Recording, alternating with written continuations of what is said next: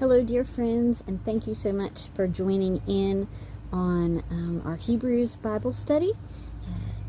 This week we are doing chapter 11, and chapter 11 of Hebrews opens with some of the most familiar verses from this text, and I'm excited for us to dig in. Chapter 11 for us is really like a family photo album, and reminds us of the heroes of the faith that have come before us. So let's jump in with Hebrews 11, 1 through 6. And again, just as a reminder, I'm using N.T. Wright's Hebrews for Everyone. What then is faith? It is what gives assurance to our hopes. It is what gives us conviction about things we can't see. It is what the men and women of old were famous for. It is by faith that we understand that the worlds were formed by God's word. In other words, that the visible world was not made from visible things. It was by faith that Abel offered a better sacrifice to God than Cain. That earned him the testimony that he was in the right, since God himself bore witness in relation to his gifts. Through faith, he still speaks, even though he's dead. It was by faith that Enoch was taken up so that he wouldn't see death. Nobody could find him because God took him up. Before he was taken up, you see, it had been said of him that he had pleased God. And without faith, it is impossible to please God. For those who come to worship God must believe that he really does exist and that he rewards those who seek him. So, here we have a great image of this view, that we're sort of on a precipice now, and we can look back and view all those that have gone before us and learn from them what is needed to keep moving forward, and that is faith. And faith and hope is sort of this trust that God is in control of everything, and we can look to the future and trust, that God has a plan and that God is in all of it. And then there's this idea that without faith, we can't please God, right? We have to be able to believe in God and worship God in order for God to be pleased with us. Some of the examples that we get right here at the beginning of Hebrews is the story of Abel and Cain, in which Abel gives the very best of what he has for his offering, and Cain just sort of, willy-nilly picks whatever and gives it to God. He doesn't give him the best or the first fruits, and God was pleased with Abel and not Cain. And then this story of Enoch, where he was raised from the dead, that he was taken up into heaven, that he would not experience death.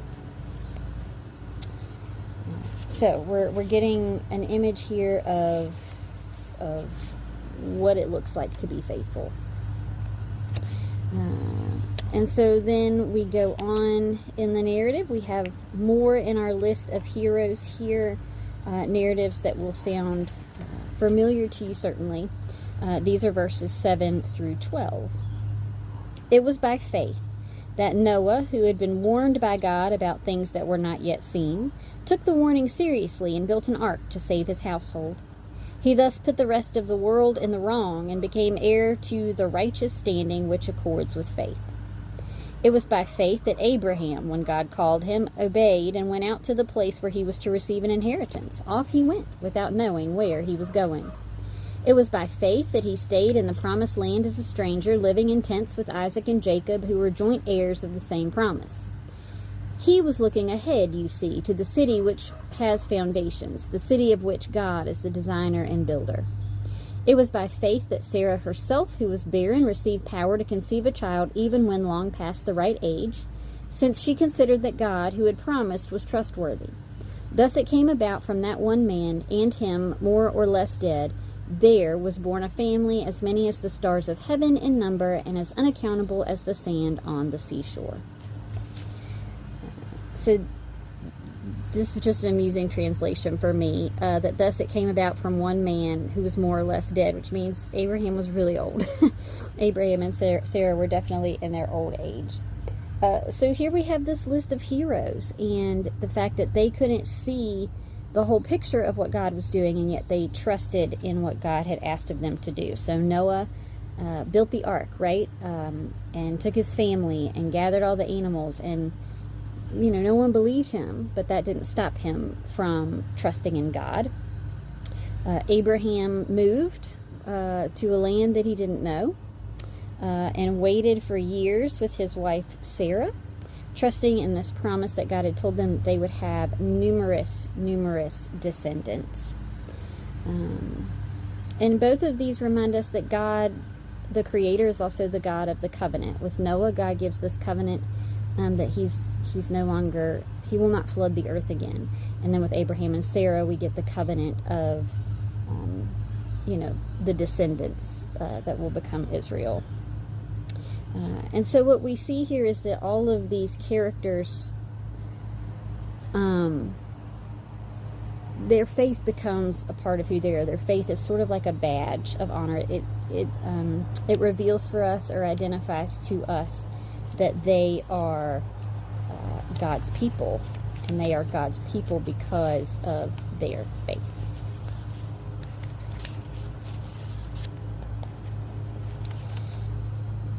So Hebrews 11:13 through 22, all these people died in faith. They hadn't received the promise, but they had seen it from far off and had greeted it and recognized they were strangers and wanderers in the land.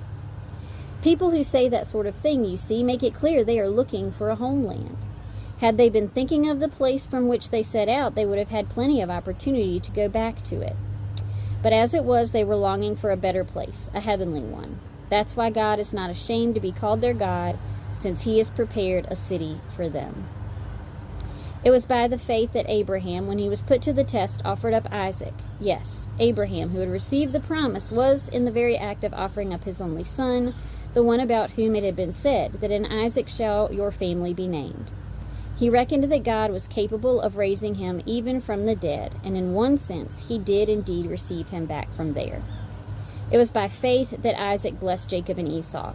It was by faith, when Jacob was dying, he blessed the sons of Joseph and worshipped, leaning on the top of his staff. It was by faith that when Joseph was coming to the end, he spoke about the exodus of the children of Israel and gave instructions concerning his own bones. Okay, I moved us inside because the Cashes are out mowing the grass, and so wanted to be sure that we could be heard over the lawnmowers. So here we are, Hebrews 11:33 through 22, and the writer of Hebrews is clear that the heroes didn't see the full promise revealed, but in any case they still trusted God and longed for a relationship with God.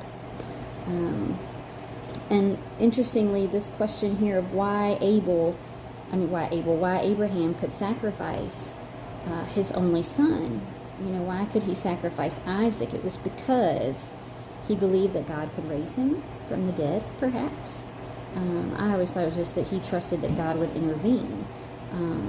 But maybe it was more than that. Maybe it was something about that God, it says here, he reckoned that God was capable of raising him even from the dead, and in one sense he did indeed receive him back from there. And then it brings up Joseph and how it was that Joseph trusted that God wasn't done, and that God would fulfill this promise of a safe place for the people. And that's why he was able to tell his brothers, when you leave Egypt, take my bones with you. And N.T. Wright talks here about how all of these people sought more than just the land, right? The land for their future generations, but talked about this city of God. Is this heaven? Is this an idea of the resurrection?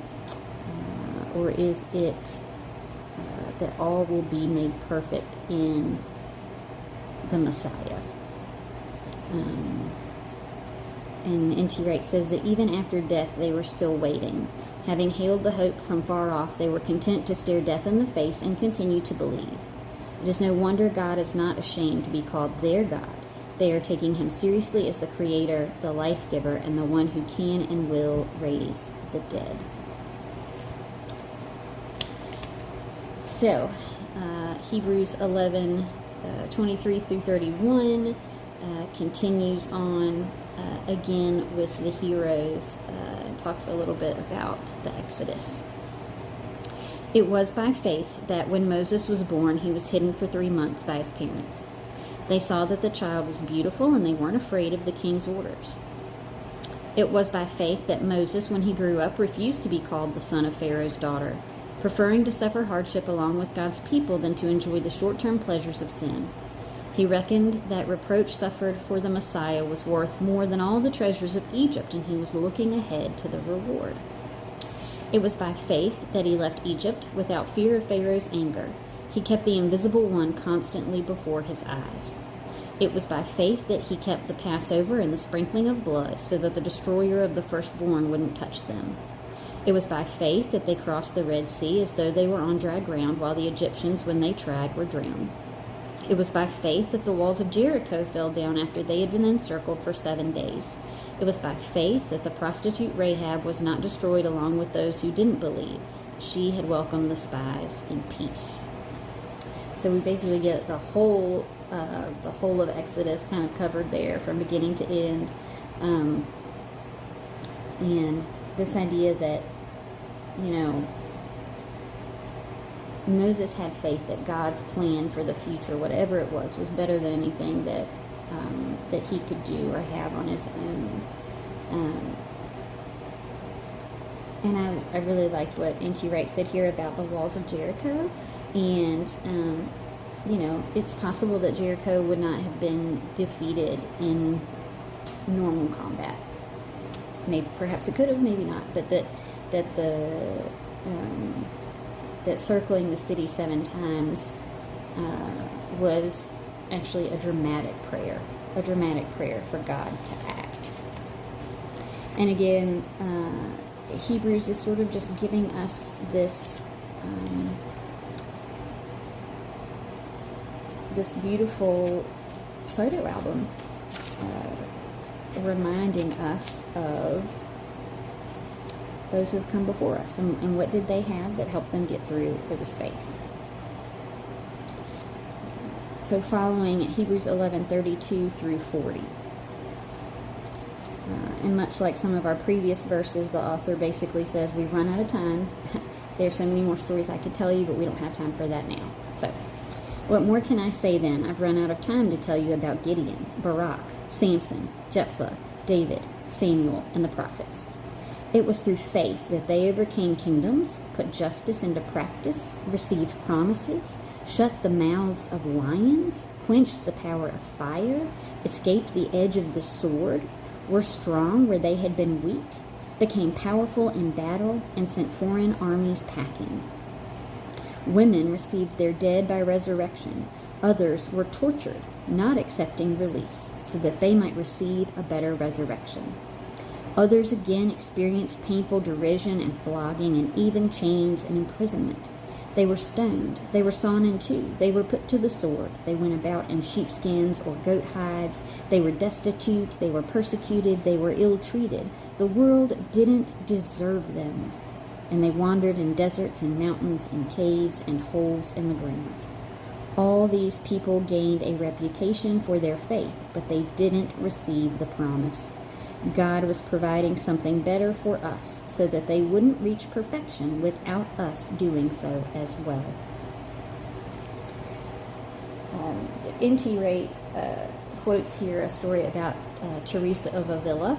She was a 16th century Spanish mystic, and it's said that she once confronted God about her own suffering, and the response that she received from God was, "This is how I deal with my friends." And she replied sharply, "Well, in that case, you shouldn't be surprised if you don't have very many friends." So these verses really raise the question for us about suffering.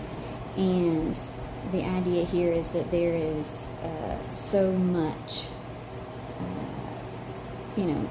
so many descriptions of so many people that have gone through, multiple things. It talks about Elijah and Elisha and, children who died, and that comes up in Maccabees,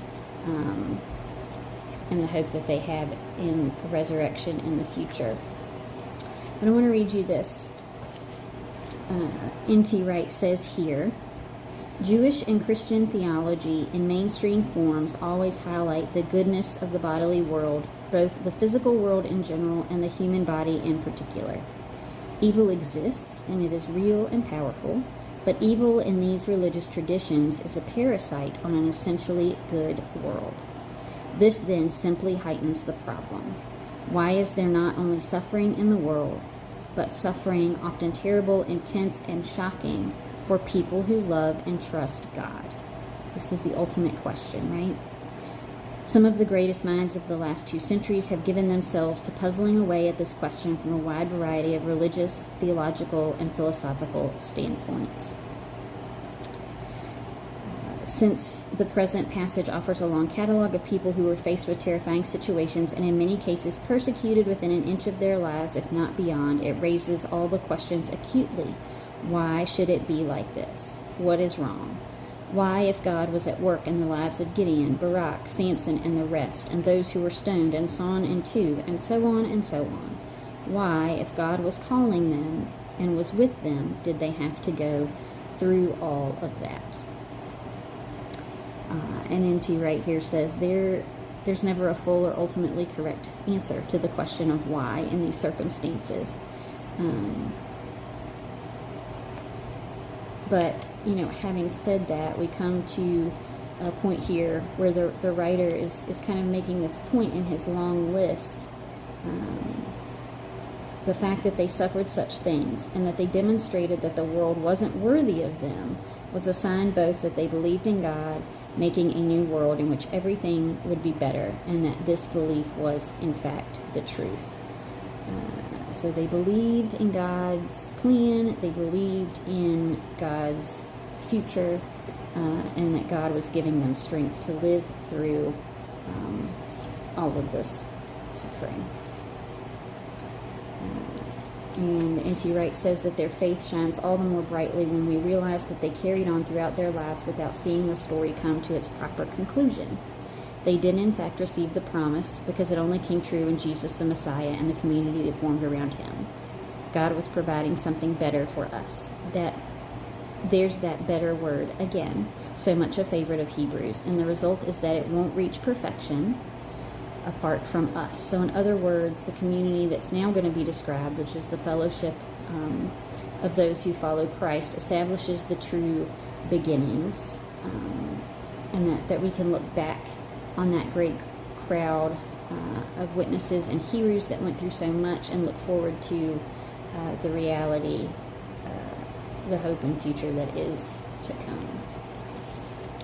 So that is a very quick run through of Hebrews 11, and it's quite possible that it raises more questions than answers. I encourage you to go back and read some of the stories of these heroes if you don't remember them or aren't familiar with some of the references that are made here in Hebrews 11. So some questions for you to ponder as you complete this chapter.